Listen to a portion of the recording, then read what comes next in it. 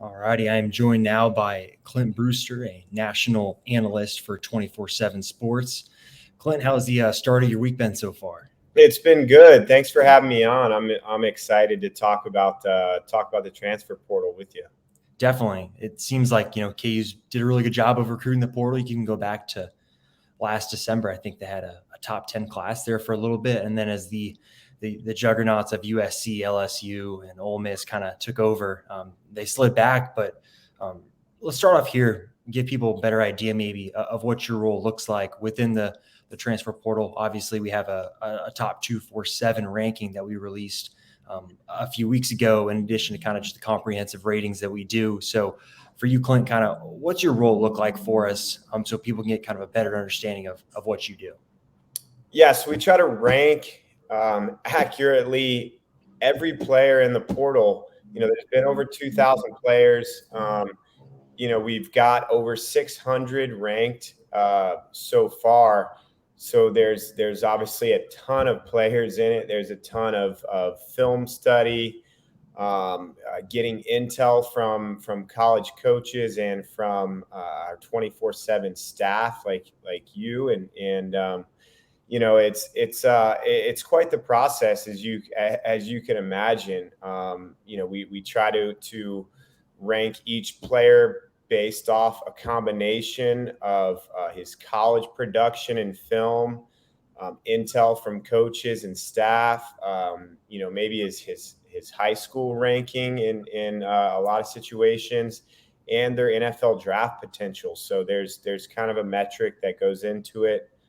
If you want to go deeper, a 5-star for us is basically a player that's we think could be a first-round NFL draft pick. A 4-star is a player that's going to be an NFL draft pick. A 3-star is a player that's maybe a borderline NFL draft guy, a really good college player. Maybe he'll be a free agent or a 7th rounder. And then a 2-star is maybe a role player, a special teamer. For sure. So I guess let's dive into some of the specific KU players. For any KU fans that may have missed it, KU had 3 players that 2 of which are currently on the roster. 1 is already on campus and will be on the roster whenever it gets updated, that were listed in that top 247. Well, let's start at the top with Kai Thomas, the Minnesota running back transfer. He was one that entered the portal after Minnesota's bowl game, and things moved pretty quickly. He picked KU over Colorado, some other offers and interests. And he's one that seems like he's going to fit in nicely with the backfield there in Lawrence. You look back last year, 824 rushing yards, averaged about 5 yards a carry, and then really had this stellar performance in the Guaranteed Rate Bowl against West Virginia, was named the bowl game MVP. For you, Clint, when you did your research on Kai, what was it about him that stood out and made him kind of that, I think he's ranked, number 192 nationally, so top 200. What was it about him that really stood out to you in your research?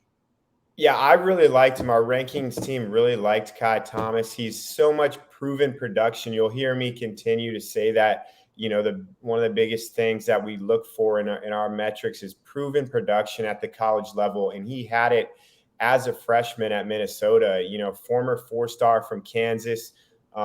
He led Minnesota in rushing attempts with 166. He led the team in rushing yards with 826. He had 6 touchdowns. Like you said, he had 144 yards in the bowl game. He rushed for over 100 yards 5 times last season. I really like what I see from him as a one-cut inside zone runner. Solid size, strength. He's got lateral quickness, and I really like his cutting ability. He keeps his pads square. He's definitely going to make that team better. He's the one that really stands out to me when you look at the transfer portal class for them. He can be 1,000-yard rusher. The bell cow type of kid. He's super tough. I love the attitude that he runs with, and also how he is in pass protection and on third down. And overall, I think you look at the running back room for KU, and you can already see the identity, I think, for what the team's going to be this fall when you've got 3 former 4-star recruits kind of lining up in the backfield there with obviously Devin Neal, Savion Morrison, who is another transfer who we'll get to here in a second. And I think with Kai, you look at what KU talked about, this spring during some of those media availabilities. They love the one cut and go. They like the vision. A lot of things you hit on there is something that the staff has really, really reinforced, and the chances that they've gotten to talk to the media. And I want to get your opinion too. Savion Morrison, committed to KU before Kai Thomas did, and someone that isn't necessarily as high rating as Kai, but what are maybe some of the differences or even similarities you see between the two, and how you feel like those two can mesh in a backfield where KU kind of has the saying of a pair and a spare, where you have two running backs there to get a lot of touches, and then you've got kind of a third guy that, as the season goes on, guys get banged up, can really fit in. So where do you kind of see the compare and contrast with Kai and someone like Savion Morrison? I think Savion Morrison can add a lot of depth to the running back position. He's another former four-star. Like you said, there's three former four stars in the backfield for Kansas. He played a little bit at Nebraska, but he adds solid depth. He's a bigger back, a really good burst. I like his fluidity.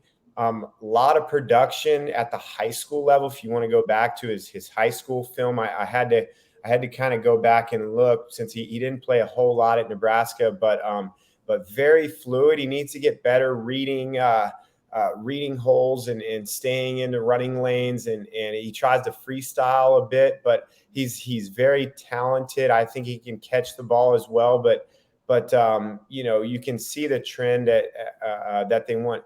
A little bit bigger back that can run inside zone. And I think that Savion Morrison can do that.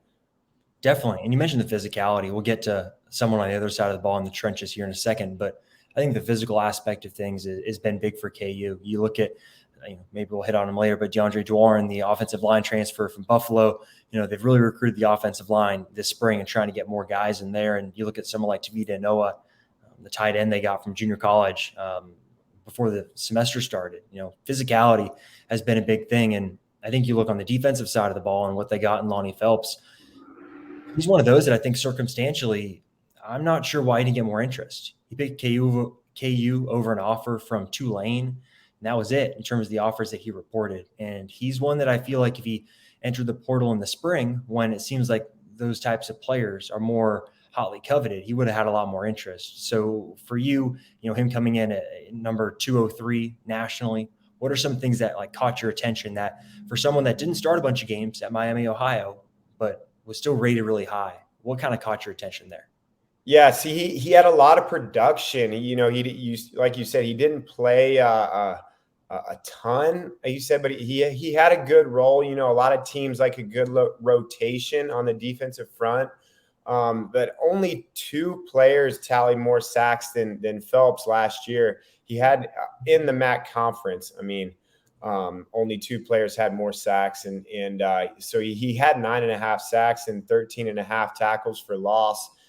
He had good performances against Power 5 schools that they played. He had a 91.3 pass rush grade according to PFF. So that's really strong. And I just like how he's kind of versatile when he comes off the edge. He can win outside. He can cross the face of offensive tackles and get inside. He sets a hard edge in the run game. I like what he brings to the defensive front.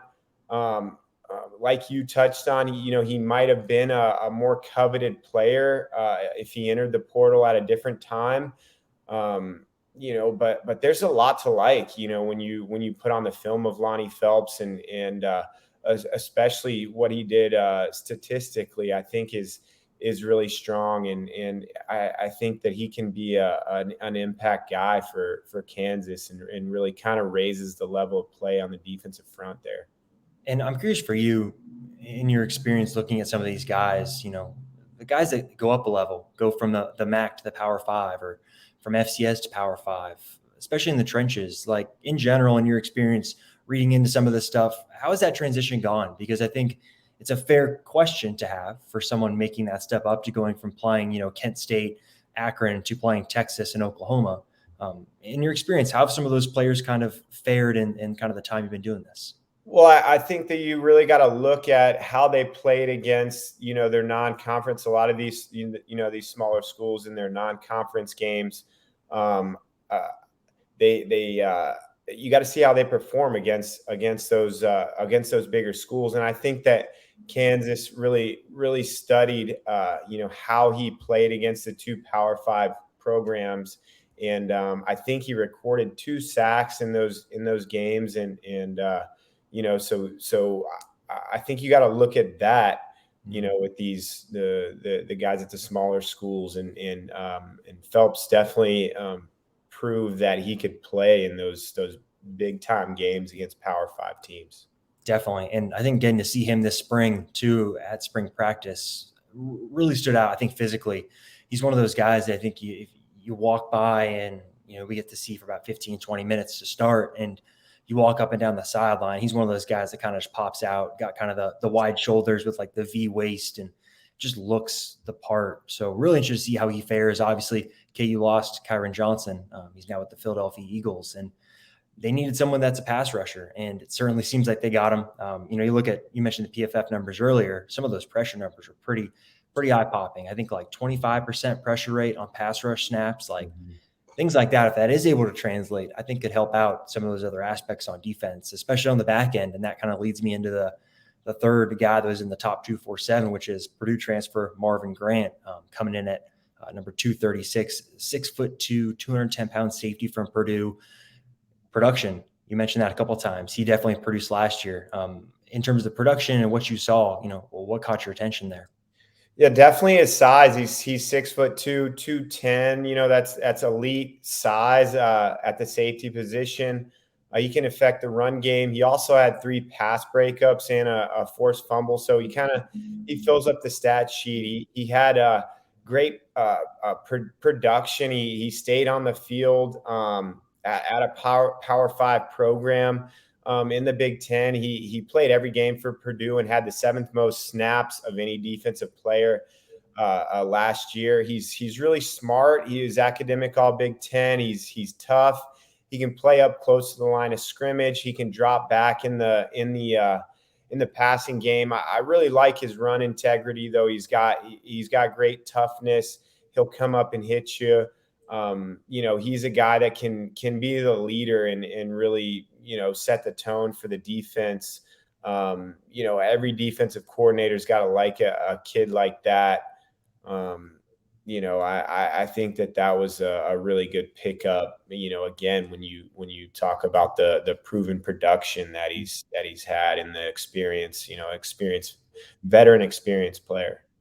Definitely. And I think prior relationships seem like a big deal for him too. Obviously, Rich Miller, they played high school ball together, and KU has multiple staff members that have recruited out of Martin Luther King High School there in Detroit. And I think you mentioned the toughness there. Brian Borland, the defensive coordinator, has to love that safety room now with Grant and Kenny Logan there. Kenny Logan being obviously the leader of the team to some degree on defense last year. Now you've got a lot more physical players there. And KU overall really did focus on the defensive side of the ball. So I'll leave it open to you now. Were there any other guys that caught your attention, looking at what KU is able to do in the portal, and anyone that you're thinking, I really like what this guy could do, whether it be this season or just kind of with their remaining eligibility? Yeah, definitely. Craig Young, the Ohio State transfer, I think is one that you have to talk about. He's 6'3", 225 pounds. He can play that kind of bullet position. It's a hybrid linebacker safety spot. He was expected to play a big role for Ohio State. Last year he had 2 pass breakups, I believe 15 tackles and an interception return for a touchdown. So he's got some talent. I think he ultimately got beat out, so he wanted to leave, but he's got 3 years of eligibility left still. He was a really good player coming out of high school. So he's one that I'm excited to see for Kansas. I think that he's kind of an underrated addition, and he could do big things for them. Another guy I think you have to talk about is the cornerback Kalon Gervin. He has a ton of experience. He He played in 22 games for Michigan State. He's a savvy veteran cornerback with instincts. He can tackle. He's got an opportunity to kind of get his career back on track. I believe he was flipped from Wisconsin. Mhm. I think that he can be a really good player. I believe he's also from the Detroit area, but I got to give a good shout out to Rob Ianello, the general manager at Kansas. He's kind of the mastermind behind the portal with them, and I think that he really understands how to attack the transfer portal, and he knows how important it is. He's outstanding when it comes to roster management and talent acquisition. He's been at big places like Alabama, Wisconsin, Notre Dame. He's extremely sharp, and I think that he deserves a lot of credit for the transfer portal class for sure. Definitely. And I think, you look at overall what KU's been able to do, it really does hit the fast forward button on, I think, what you could be seeing from KU this fall. And even with someone, Craig Young, I think for me, if I had to pick one transfer that, like, who am I the most excited to see this fall? It's Craig Young. I'll never forget, we were talking to Borland, the defensive coordinator, in spring, and asked him about Craig Young, and he got jittery. Like, he had to stop himself and start kind of answering the question over again. And I think that you can kind of sense that excitement around KU, and not even with the portal guys. I think just in general with this team, we'll see where the wins come from, but in terms of competitive product, it seems like it's certainly headed in the right direction, and a huge credit to them for the job they did in the transfer portal. And we're going to see how it goes from here on out and how the staff uses it. But thanks a bunch, Clint, for coming on. And for folks that want to follow his work, Clint, where can they find you? It's Clint Brew 247 on Twitter. And it's been great. Thanks for having me on. Definitely. Thanks a bunch.